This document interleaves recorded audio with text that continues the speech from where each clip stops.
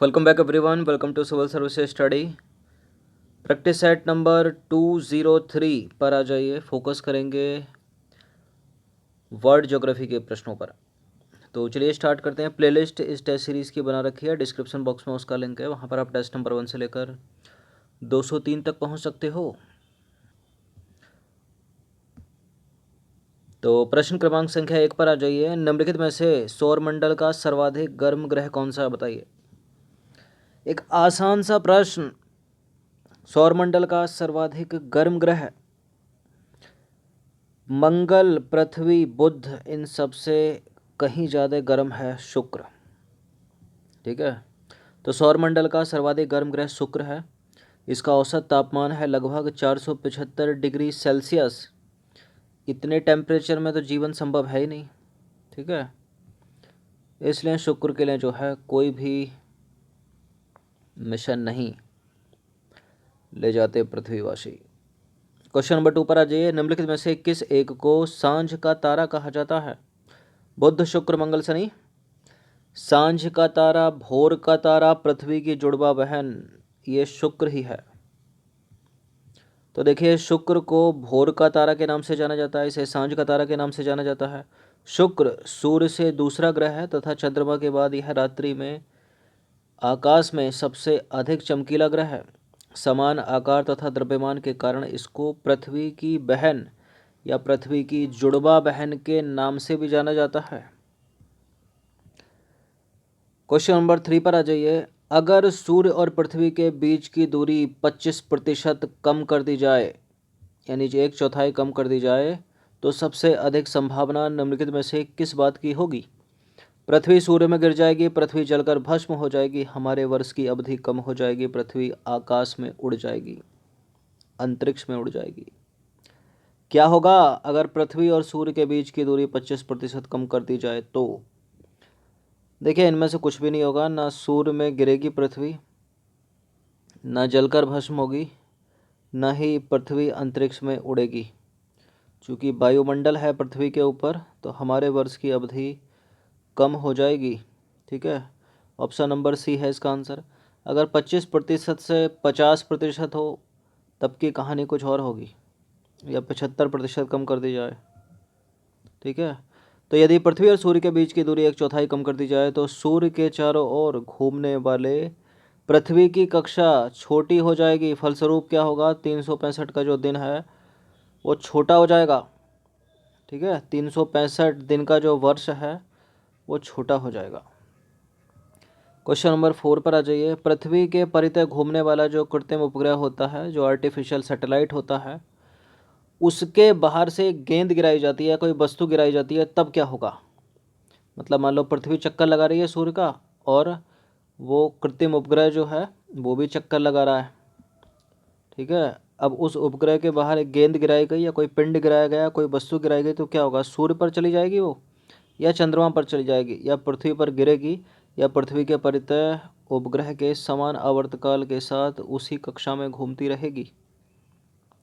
देखिए, पृथ्वी के परितः उपग्रह के समान आवर्तकाल के साथ ही उसी कक्षा में घूमती रहेगी जिस कक्षा में उपग्रह घूम रहा है वो। तो पृथ्वी के चारों ओर घूमने वाले कृत्रिम उपग्रह के बाहर गिराई गई कोई वस्तु उस उपग्रह के समान ही पृथ्वी का चक्कर काटने लगती है। ठीक है, उसी ऑर्बिट में। क्वेश्चन नंबर 5 पर आ जाइए। शून्य अंश अक्षांश और शून्य अंश देशांतर रेखा का मिलन किस सागर में होता है? बताइए। अटलांटिक, आर्कटिक, हिंद या फिर प्रशांत? यहाँ सागर की जगह होना चाहिए, महासागर में होता है। तो पैसिफिक नहीं है, हिंद नहीं है, आर्कटिक नहीं है, Atlantic question, option number A. तो देखिए, शून्य अंश देशांतर, शून्य अंश अक्षांश रेखा एवं 0 अंश देशांतर रेखा का जो मिलन है वो अफ्रीका के पश्चिमी भाग पर स्थित गिनी की खाड़ी में होता है। यह अटलांटिक महासागर में स्थित है। निम्नलिखित में से कौन सा एक जलडमरू मध्य अंतर्राष्ट्रीय तिथि रेखा के सर्वाधिक निकट है? इंटरनेशनल डेट लाइन के सर्वाधिक निकट कौन सा जलडमरू मध्य है? बेरिंग जलडमरू मध्य, ऑप्शन नंबर ए। तो प्रधान मध्याह्न रेखा अथवा ग्रीनविच रेखा 0 डिग्री देशांतर पर अवस्थित है। इसके पूर्व से अथवा पश्चिम से 180 डिग्री पर अंतर्राष्ट्रीय तिथि रेखा स्थित है। पूर्व अथवा पश्चिम से 180 डिग्री के सर्वाधिक निकट देशांतर अंतर्राष्ट्रीय तिथि रेखा के सर्वाधिक निकट होगा। वेरिंजल डमरू मध्य जो है वो 169 डिग्री पश्चिमी देशांतर पर स्थित है, अतः वेरिंजल डमरू मध्य अंतर्राष्ट्रीय तिथि रेखा के सबसे निकट होगा। ठीक है। जिस अक्षांश पर वार्षिक तापांतर न्यूनतम होता है, कहाँ बताइए? भूमध्य रेखा, कर्क रेखा, मकर रेखा, उत्तर पूर्वी व्रत। यह अपनी पृथ्वी बीच से एक रेखा खींचेंगे 0 डिग्री, काल्पनिक रेखा है, इसको बोलते हैं भूमध्य रेखा या इक्वेटर लाइन या फिर विषुवत रेखा। तो इसी पर होगा वार्षिक तापांतर न्यूनतम।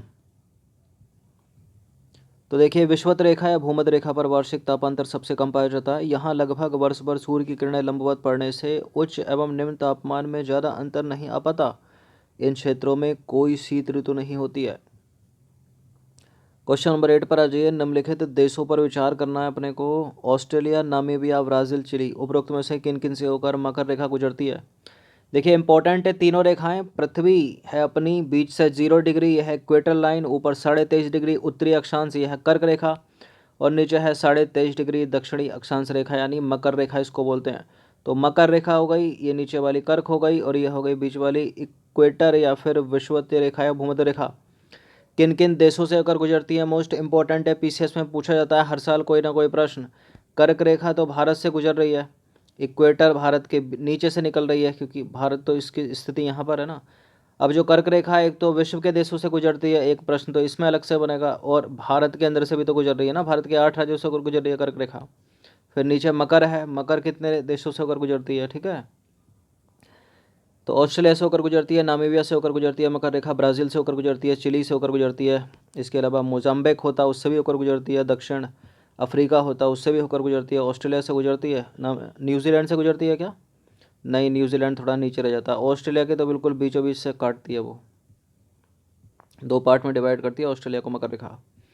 तो मकर रेखा Brazil, Australia, Paraguay, Madagascar, Argentina, Mozambique, Chile, दक्षिण Africa, French Polynesia, Tonga, Botswana, Namibia से होकर गुजरती है। ठीक है। इसकी एक ट्रिक भी है। टीना के मक्कार बॉस ने ब्राज़ील के नामी चिली पराठे मोजे में डालकर दक्षिण अफ्रीका भेजे, पहले भी बताई होगी। ठीक है, आज नहीं, किसी और दिन करेंगे उसको एक्सप्लेन।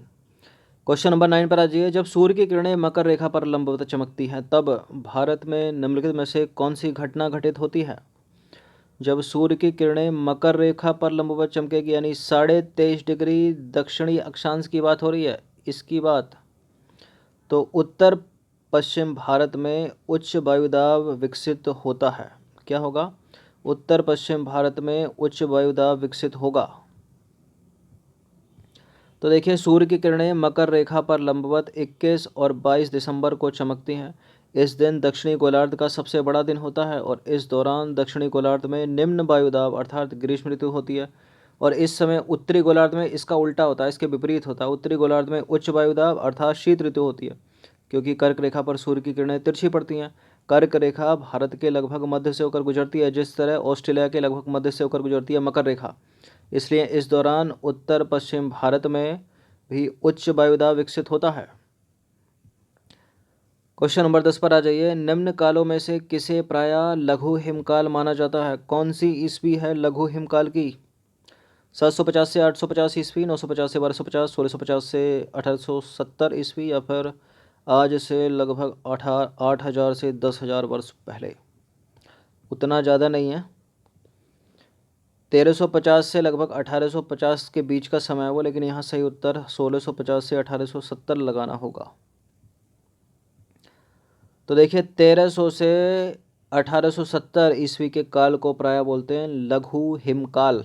ठीक है, 1300 से 1870, 1800 भी लिखा आ सकता है, 1350 से 1800 भी लिखा आ सकता है। ठीक है।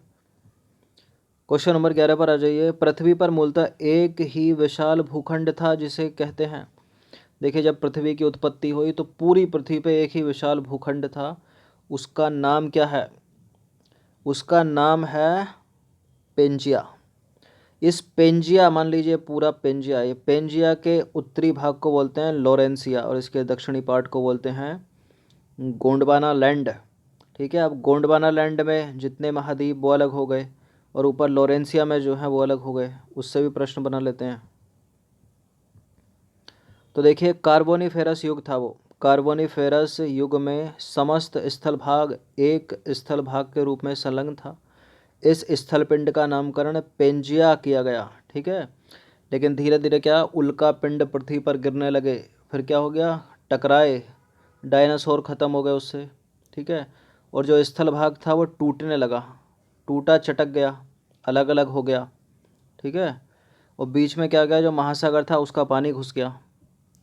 धीरे धीरे समुद्री जलधाराएं जो हैं वो बहने लगी, और क्या हो गया, मिट्टी का कटाव होता गया, तो दूरियां बढ़ती गई। इसी तरह से जो है अलग अलग महाद्वीप अलग अलग हो गए। निम्नलिखित महाद्वीपों में से कौन सा गोंडवाना लैंड का भाग नहीं था, बताइए। देखिए दो में बटा है ना पेंजिया, एक लॉरेंसिया उत्तरी भाग हो गया और गोंडवाना लैंड हो गया दक्षिणी भाग। तो गोंडवाना लैंड के अंतर्गत आते हैं ऑस्ट्रेलिया, अफ्रीका, दक्षिण अमेरिका, न्यूजीलैंड। और लॉरेंसिया के अंतर्गत आता है उत्तरी अमेरिका, यूरोप, एशिया, ग्रीनलैंड, ठीक है। तो देखिए पेंजिया के उत्तरी भाग को लॉरेंसिया तथा दक्षिणी भाग को गोंडवाना लैंड कहा गया। लॉरेंसिया में उत्तरी अमेरिका, ग्रीनलैंड, यूरोप और एशिया शामिल थे, जबकि गोंडवाना लैंड में दक्षिण अमेरिका, अफ्रीका, मेडागास्कर, अरब प्रायद्वीप, भारतीय उपमहाद्वीप, ऑस्ट्रेलिया तथा न्यूजीलैंड और अंटार्कटिका। ये पूछ लेता है, याद रखना, सेपरेट करके अलग अलग।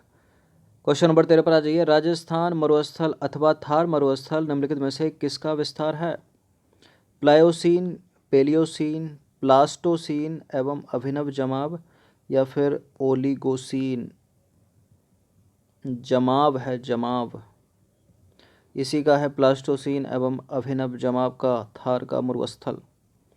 तो राजस्थान मरुस्थल अथवा थार मरुस्थल प्लास्टोसीन एवं अभिनव जमाव का विस्तार है। पुरातत्व विभाग के अनुसार थार मरुस्थल का निर्माण 70,000 वर्ष पहले प्रारंभ हुआ था। क्वेश्चन नंबर 14 पर आ जाइए। निम्नलिखित में से कौन विश्व का सबसे ऊंचा ज्वालामुखी पर्वत है? इनमें से कौन सा विश्व का सबसे ऊंचा ज्वालामुखी पर्वत है? माउंट किलिमंजारो, माउंट ताल, माउंट पिनाटुबो, इन सबसे कहीं अधिक ऊंचा है mount Cotopaxi, option number D. तो देखिए दिए गए विकल्पों में जो माउंट पिंटुबो है उसकी ऊंचाई है 1460 मीटर, जो माउंट किलिमंजारो है उसकी ऊंचाई है 5895 मीटर, जो माउंट कोटोपैक्सी है उसकी ऊंचाई है 5911 मीटर, और जो माउंट ताल ज्वालामुखी है वो फिलीपींस में स्थित है और उसकी ऊंचाई है 311 मीटर। अतः माउंट कोटोपैक्सी जो है सबसे अधिक ऊंचा ज्वालामुखी पर्वत है, ठीक है। माउंट कोटोपैक्सी 5911 मीटर, इससे कम ऊंचा है 5895 माउंट किलिमंजारो। अगर कोटोपैक्सी ऑप्शन में नहीं होता तो माउंट किलिमंजारो सही उत्तर होता। क्वेश्चन नंबर 15 पर आ जाइए। वर्ल्ड ज्योग्राफी का अंतिम प्रश्न इस टेस्ट का ये, ज्वालामुखी पर्वत माउंट सेंट हेलेंस कहाँ स्थित है? अपनी तबाही के कारण कुख्यात है ये माउंट सेंट हेलेंस। यह स्थित है संयुक्त राज्य अमेरिका में, ऑप्शन नंबर डी है इसका आंसर। तो देखिए वो समय था 18 मई 1980 का, जब माउंट सेंट हेलेंस में एक भयंकर विस्फोट हुआ था, ठीक है। और अमेरिका के इतिहास में सबसे घातक और सबसे अधिक आर्थिक रूप से विनाशकारी ज्वालामुखी घटना है। इसमें 75 लोग मारे गए थे, 250 घर टूट गए, 47 पुल टूटे, रेलवे के कम से कम 24 किलोमीटर और 298 किलोमीटर का राजमार्ग नष्ट हो गया था, ठीक है। माउंट सेंट हेलेंस तो कब की घटना है, और इसको हिस्ट्री बनाकर जो है स्टेट पीसीएस में प्रश्न कर लिया जाता है। चलिए तो एक बार इनकी प्रैक्टिस कर लेना। धन्यवाद।